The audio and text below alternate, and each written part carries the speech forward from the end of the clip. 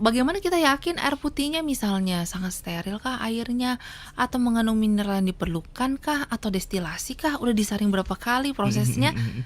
Seberapa kita yakin dengan air mineral yang ada di kita? Mhm mhm. Seperti itu. Misalnya cukup aman, Mhm. nggak ada kuman, nggak ada jamur yang tidak kasat mata, yang mungkin orang dewasa sudah bisa mentoleransi hal itu. Udah kebal kalau kita-kita Nah, terus ya. kebetulan bayinya sensitif Iya juga, iya kita iya nggak bisa iya. memperhitungkan hal itu juga.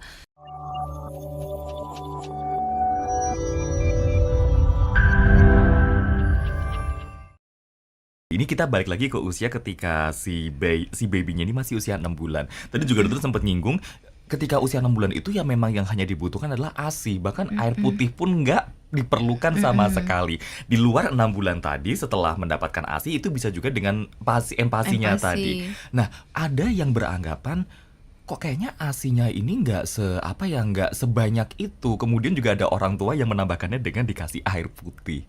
Mhm. Gimana dokter melihat fenomena ini? Oke. Nah, kalau menurut, dokter anak sih ya yang menyatakan, fungsi ginjal bayi itu beda sama kita. Semua masih dalam Ah. perkembangan. Kalau bagaimana kita yakin air putihnya misalnya sangat steril kah airnya? Atau mengandung mineral yang diperlukan kah? Atau destilasi kah? Udah disaring berapa kali Mhm mhm prosesnya? mhm. Seberapa kita yakin dengan air mineral yang ada di kita?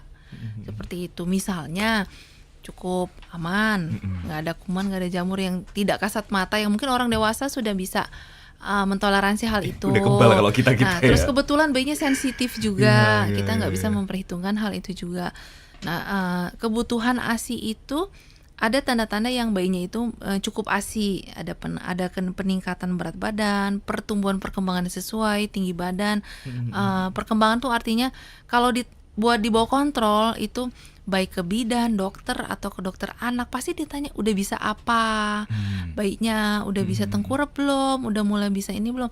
Itu kita buat lacak ini kecukupan ASI-nya tuh bisa dilihat dari situ. Mhm mhm mhm. ASI cukup, akibatnya pertumbuhan perkembangannya cukup. Oke. Seperti itu. Nah, masalah tapi memang gimana kalau bayi-bayinya sakit Iya atau iya. bayi-bayi yang lahir tuh masuk NICU sekalipun, kita tetap usahakan di kami tetap memprioritaskan untuk ASI. Mhm Jika mhm. hal itu memang tidak memungkinkan, misalnya ASI si ibunya masih sedikit atau susah didapatkan, kita memang mengikuti saran untuk alternatif yang lainnya sesuai indikasi si bayi itu.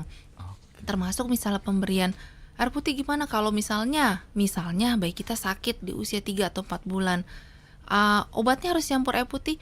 Iya, boleh saja Karena dicampur, emang untuk disuruhnya dicampur seperti itu. iya, walaupun ada yang menyatakan boleh aja dicampur ASI, nggak boleh kalau Heeh obat, heeh. kecuali di luar ASI, Heeh itu heeh tidak heeh. boleh, lebih baik air putih, misalnya Oke. untuk kalau si bayinya memang ada sakitnya. Jadi nggak sampai super kaku seperti itu, sama sekali nggak boleh, tapi kita lihat lagi kebutuhan dari bayinya Mhm yang mhm. direkomendasikan dari dokternya.